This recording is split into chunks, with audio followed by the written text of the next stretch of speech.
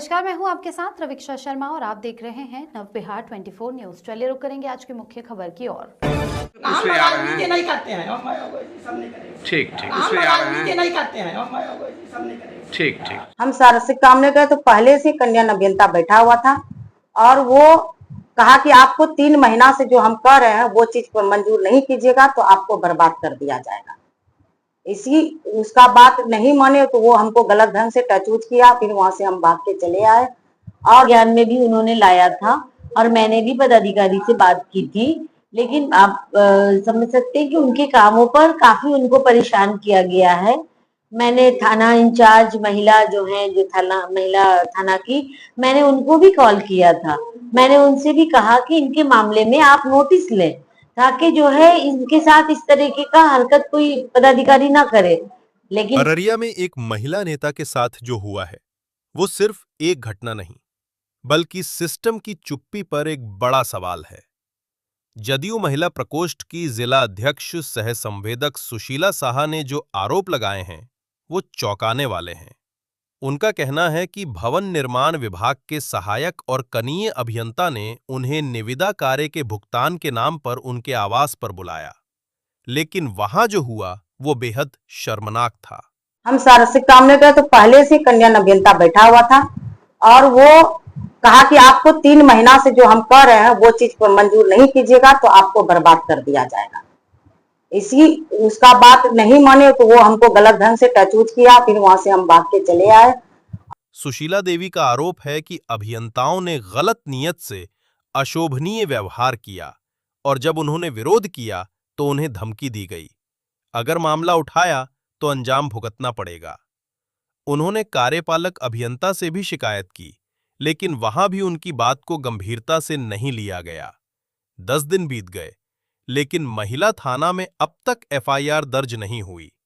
महिला थाना अध्यक्ष अचला कुमारी कहती हैं, जांच चल रही है, दोषियों को बख्शा नहीं जाएगा। लेकिन सवाल यह है कि जब शिकायत इतनी गंभीर है तो कार्रवाई इतनी धीमी क्यों? जब मीडिया ने कार्यपालक अभियंता से बात करने की कोशिश की तो उन्होंने साफ कहा, मैं राजनीति में दखल नहीं देता। क्या ये बयान उस विभाग की संवेदनशीलता को दर्शाता है या फिर ये एक और उदाहरण है कि सिस्टम कैसे पीड़ितों को अकेला छोड़ देता है? आप भाग रहे हैं सर, भागने से काम नहीं हो रहा। तो ठीक है सर, उसी आलोक में कुछ नहीं करते हैं, हम सब नहीं करेंगे। ठीक ठीक, आप भाग रहे हैं सर, भागने से काम नहीं हो रहा। तो ठीक है सर, उसी आलोक में कुछ नहीं करते हैं, हम सब नहीं करेंगे। ठीक ठीक। पूर्व जिला परिषद अध्यक्ष सगुप्ता अजीम ने भी इस मामले पर प्रतिक्रिया दी। उन्होंने कहा, सुशीला देवी के साथ कुछ न कुछ गलत जरूर हुआ है। बिहार सरकार के द्वारा महिलाओं को लेकर योजनाएं निकाल रही है, लेकिन इसी दौर में एक सूचना सामने आ रही है कि जदयू के जिला अध्यक्ष, महिला जिला अध्यक्ष के साथ व्यवहार किया जाता है। इसको आप किस तरह से? देखिए, जदयू की महिला अध्यक्ष जो है वो चूंकि वो एक पेशे से जुड़ी है और इस नजरिए से आप देखिए कि जदयू की जिला अध्यक्ष है वो एक पेशे से जुड़ी महिला है और वो चूंकि टेंडर वगैरह लेती हैं और वो संवेदक है, वो इस वजह कर वो अपना काम कर रही थी और उनको कहीं ना कहीं उनके काम में कुछ परेशान तो हुई है। वो मुझे मेरे संज्ञान में भी उन्होंने लाया था और मैंने भी पदाधिकारी से बात की थी। लेकिन आप समझ सकते हैं कि उनके कामों पर काफी उनको परेशान किया गया है। मैंने थाना इंचार्ज महिला जो है, जो महिला थाना की, मैंने उनको भी कॉल किया था। मैंने उनसे भी कहा कि इनके मामले में आप नोटिस लें ताकि जो है इनके साथ इस तरीके का हरकत कोई पदाधिकारी ना करे। लेकिन वहां पर महिला थाना की जो पदाधिकारी हैं उन्होंने भी इग्नोर किया उनको। जो पदाधिकारी हैं वो इग्नोर लगातार, जो एसडीओ हैं, एग्जीक्यूटिव हैं, वो भी उनकी नहीं सुन रहे हैं और काफी, चूंकि भ्रष्टाचार का मामला है, आप समझ सकते हैं कि ये सारे लोग जो हैं चाहते हैं कि उनसे लेन देन ज्यादा करें और वो उतना सक्षम नहीं, छोटी ठेकेदार हैं और छोटे लाइसेंस पर वो काम कर रही हैं, जिस वजह कर उनको परेशान किया जा रहा है। तो ये मामला हमारे संज्ञान में आया था, मैंने उनको निष्पादन के लिए कहा है और आप लोगों के संज्ञान में आया है, निश्चित तौर पर इस पर वो रिटर्न में देंगी, कार्रवाई होगा। आप सरकार में पदाधिकारी के द्वारा भ्रष्टाचार किया जा रहा है, इसको सरकार क्या एक्शन ले सकती है? देखिए, सरकार ने तो इतना बड़ा भ्रष्टाचार मुक्त कराने के लिए आपको इतना बड़ा ब्यूरो जो आप उन्होंने जो स्थापना की, तो वो क्यों किया? आखिर जो किया है उन्होंने करप्शन मुक्त कराने के लिए बिहार को।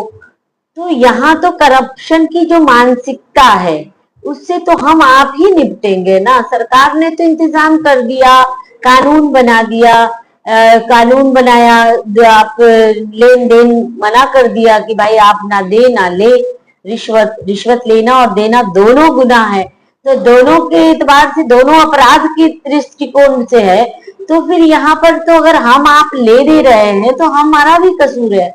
हमें तो इससे बचना चाहिए। जब हम जिस संविधान के अंतर्गत आते हैं, जो कानून है उस कानून के अंतर्गत काम होना चाहिए।